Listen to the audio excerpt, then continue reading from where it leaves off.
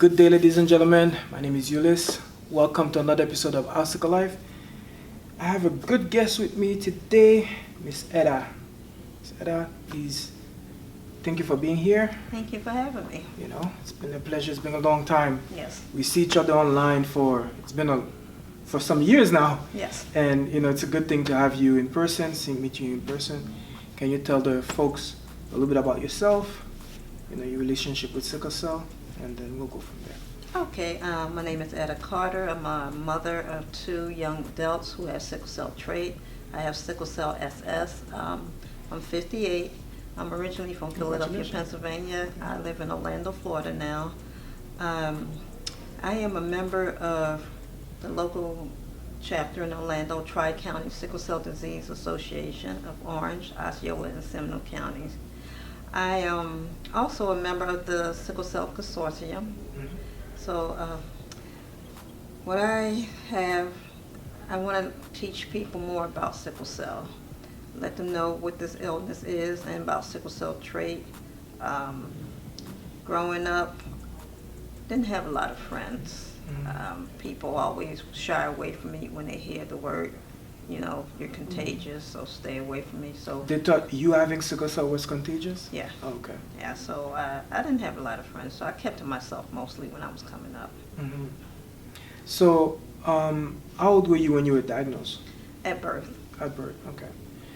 And growing up with sickle cell, was that difficult for you? Did you have a lot of crisis, or was it like okay? Yes, I was premature. I was 3 pounds. They told my mom at that time they didn't understand the illness, so they didn't think I was going to live no more than a couple of hours. Okay. So she didn't understand, so she took me from the hospital to my Nana's house. Everyone wanted to see me. Nana prayed over me, and so she took me back to the hospital. So I stayed there for a couple of months, and then over the years I was having crisis up and down, up and down. They said I would live up until age 5. Then they said age 10, then 15, then 21. So they kept giving you a death sentence. When I hit 25, I said it's not up to you. It's up to God, and I keep it moving. Yeah. So I'm here at 58. Yeah, that's good. That's a great God blessing you're still around. And I went through something similar. They told my parents like I would not see X amount of years, and I'm still here. So, I hope that for the next generation they don't do that. Death sentence anymore. I hope they don't do that, because it's something that carries with you for your entire life, because you live life in a way where you're expecting death all the time, what I mean? And so you live true. life in a different way because of it. So we're talking about, excellence and warriors with excellence, and you're a golden warrior. A lot of us, unfortunately, they told us that, life expectancy with sickle cell was like 30 years. Now it's getting like, closer to 60. It's a good thing to see, like, the life expectancy is extending, and we're getting older, and we're living longer, and we're living a healthier life. So what is something that you've done that kept you healthy, that kept you alive till this day? Like, what is your regimen? Like, what do you do to? Well, I don't let my illness take over. I keep it moving. I'm strong. When I know I'm getting ready to go into a crisis, I do what I need to do for the household, for my children. I have a plan. I take my medicine and try to manage everything at home. Mm-hmm. Till we get to a point where I can't, then I go to the ER. Mm-hmm. But what does it take times for you to go to the ER? well, actually, I'm stubborn. I'm stubborn. Recently I had a crisis. It was the end of 2022. Mm-hmm. It was around Christmas time. Mm-hmm. I got sick a week before Christmas, and the pain was kind of crazy. I was more of a feverish type. My fever kept going up to 100 and going down, up and down. And then on Christmas Day, I was in a lot of pain, but I didn't want to spoil it for no one. It was Christmas. My mom cooked a big meal, my sister, the kids, playing games, I was just dealing with it. And then a couple of days later, I'm like, I gotta go to the hospital. I can't. You couldn't hold it no more. I couldn't hold it. It was going on 2 weeks. And my mom's like, when were you sick? I like Christmas Day. She said, you didn't say anything. You took pictures. You ate.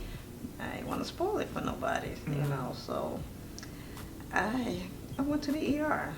And the ER. How was that experience for you? This particular time was different. The nurse looked at me like, it's nothing. You don't look sick. I said, I have chest pains, other issues. She like, well, you have to. I said, no, I'm not sitting over there. Put my name in the computer, all my information will pop up. And she like, well, you have to wait. The charge nurse came over, she put my name in, seen it. She said, oh, she got to go in the back.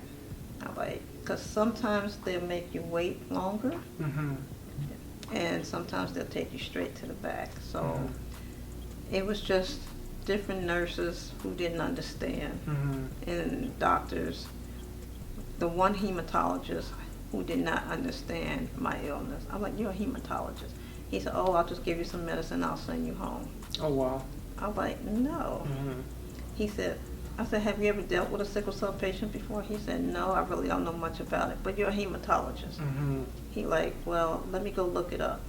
What? I said, you know wow. what? I said, you're off my case. Yeah.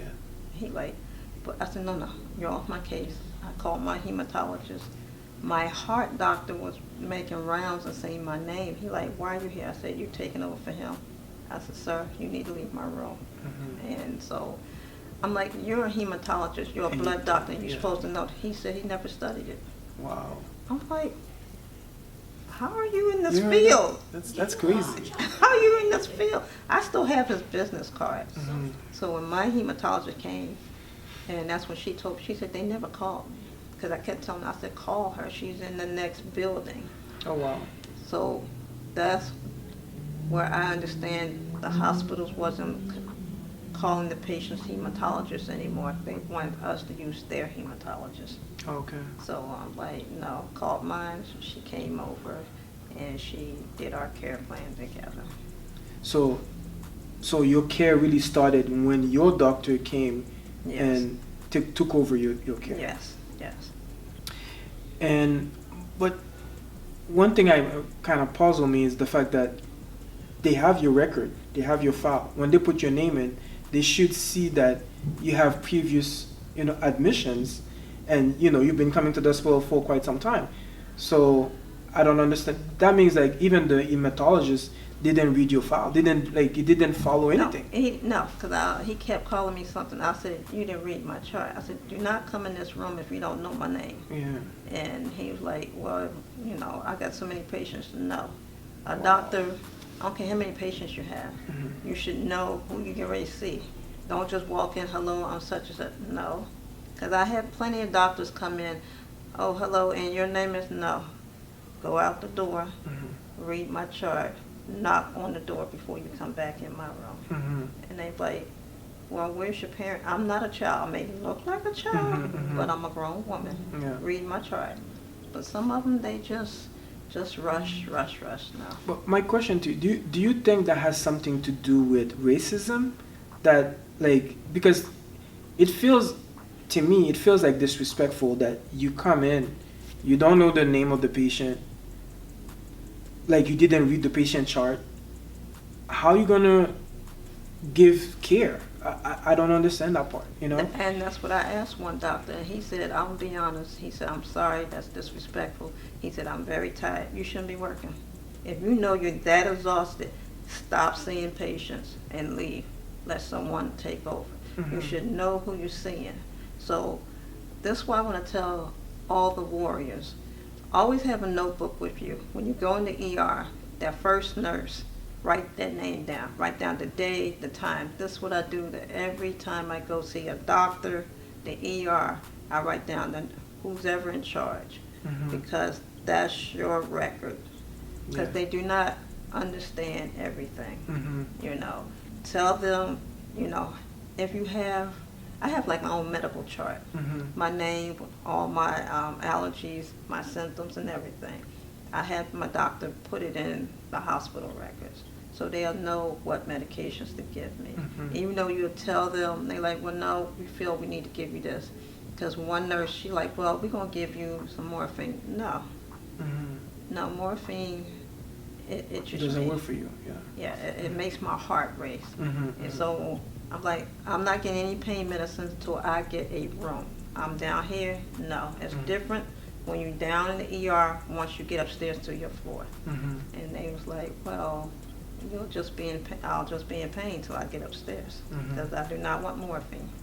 So you have to tell the doctors and nurses what you want. And you have to be firm. Yes. Yeah. You have to be firm. Like over the years, like have you seen any improvement in terms of the way the care has been given to sickle cell patients, like to yourself as an example? I have seen a little bit. Within the last 10 years, it has changed. They don't rush like they used to. Oh, put this person here, put this person here. Nurses come in. They don't, before they used to mess up with the name bracelets and stuff. Now with the name bracelets, you gotta scan it. All your information come up. Before they used to put the paper, which write your name down. They're like, oh, what's your name again? Let me find your file. No, now it's more electronic. They have to match up what's on the screen. So that's everything is centralized. Yes. Okay. So I like it that way. And some nurses, they do ask questions. So I like that. Do you find that there's more people that understand in terms of in the medical field? Do you feel like there's more nurses and doctors that understand what sickle cell is compared to, I don't know, 20, 30 years ago? Some do now. Some do. I know a young lady, she's a sickle cell warrior. She's a nurse now. So she's learning to advocate for herself and other patients while she's working. But I have to tell her to slow down. Yeah, you're a nurse now, but you're also a warrior. When you're in crisis, you need to slow down. Because, she works. And the last time I talked to her, I said, what are you doing? She said, I didn't listen to you. She said, I'm in the hospital now. She said, I'm just trying to get some fluids so I can go back to work. No, you need to rest. You need to rest. But they're learning now. They're where I lived at, they are learning. So you said you came from a state where it was cold, and now you live in a place where it's warm. Do you feel like the weather has something to do with how frequent you have your crisis? Do you think that has an impact? Yeah, my mom moved me from Philadelphia because I was getting sick a lot there. And then when we moved to Florida, it actually slowed up a little, because I didn't mind living in Philly for a while, but now I can't go back because, you see I got my jacket on. I'm more colder now since I gotten older, so I'm always wearing a jacket, if it's air conditioning, what have you. And in terms of your treatment, like regimen, have anything changed over the years, or is it the same thing? Some of my medications have changed, so it's for a good improvement for me. Okay. All right. So if there was an advice that you had to give on other warriors that look at you and they say that, you're 58, closer to 60, that they have a hope to be able to live that long, what advice would you give them? Just take one day at a time. Actually get your rest. Try to take care of yourself. I'm always doing so much. I don't think about myself as much. I don't pamper myself that often. So just take one day at a time. If you feel pain, crisis come up, just stop what you're doing. Get your rest. I think that's been helping me a lot lately. And exercise. I mean, you don't have to go to the gym all the time. Just do a 5 or 10 minute workout in the house. That's all. So your quality of life, when you look at, growing up, they give you different life sentences that you would not live to see X amount of years, and now you're here. Have you done anything in terms of lifestyle have you adjusted anything to make sure that you are having like you are living like a healthier life? Have you done any modification, anything like in terms of whether it's your diet, whether it's your like the way you sleep, what you eat, exercise, anything? Is there anything that you can give us as a reference to say that that would help improve the quality of life? I think the only thing that I've really changed is me exercising. My diet is not great, but hey, it works for me. But exercising, I mean, like I said, I walk, I dance, I love to dance. So, just find, like I say, 5 or 10 minutes. Some people will have their regimens of working out at the gym every hour, 3, 4 times a week. I may walk 3 days out the week. I may not do it every week, but I do it within the month. I at least do it twice. So I walk for like 30 minutes, and then later on I may do dance. And I just started recently doing yoga. So I put that in, and I meditation as well. Okay. So you do things to manage your stress so that you maintain like a balanced life. Yeah, right? I don't let things stress me out anymore. So I'll just take it one day at a time. If people acting silly or crazy, I'm like, okay, I just keep it moving. All right. So I wanted to thank you for taking the time to talk to us, and I'm happy to see you face to face, and keep up the good work that you do. Looking forward for so many great years of you being around, and I want to say thank you again. For our viewers, we'll see you guys in the next episode. Peace. Thank you. Thank you so much.